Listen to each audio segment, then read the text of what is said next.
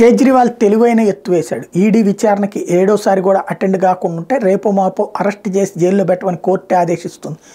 కాబట్టి ఇక కొత్త ఎత్తు ఏంటయ్యా అంటే, ఇప్పుడు అసెంబ్లీ సమావేశాలు బడ్జెట్ ప్రవేశపెట్టాలి కాబట్టి నేను రాను, కానీ మీ విచారణకు హాజరవుతాను, నన్ను వీడియో కాన్ఫరెన్స్లో విచారించండి అని చెప్పడం.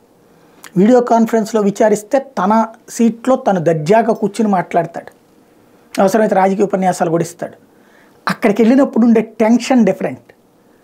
అలాగ ఎలా టెన్షన్ పెడతారో ఆయనకి బాగా తెలుసు, ఐఆర్ఎస్ కాబట్టి. రెవెన్యూ అధికార యంత్రాంగం అవతల వాళ్ళని టెన్షన్ పెట్టి ఎట్లాగా అసలు విషయాలు రాబడతారో ఆయనకి తెలుసు బాగానే. అధికార యంత్రాంగంలో ఆయనకి మంచి సన్నిహిత్యమే ఉంది కాబట్టి అంతా తెలుసు.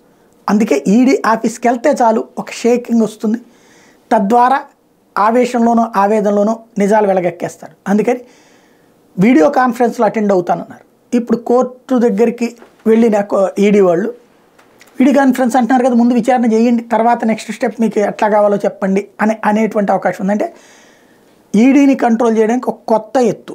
ఇక్కడ కనుక సక్సెస్ అయ్యాడంటే రేపు పొద్దున ప్రతి ఒక్కళ్ళు కూడా, కవిత కూడా రేపు పొద్దున నేను వీడియో కాన్ఫరెన్స్లో అటెండ్ అవుతానంటది, ప్రతి ఒక్కళ్ళు అట్లాగే అటెండ్ అవుతానంటారు.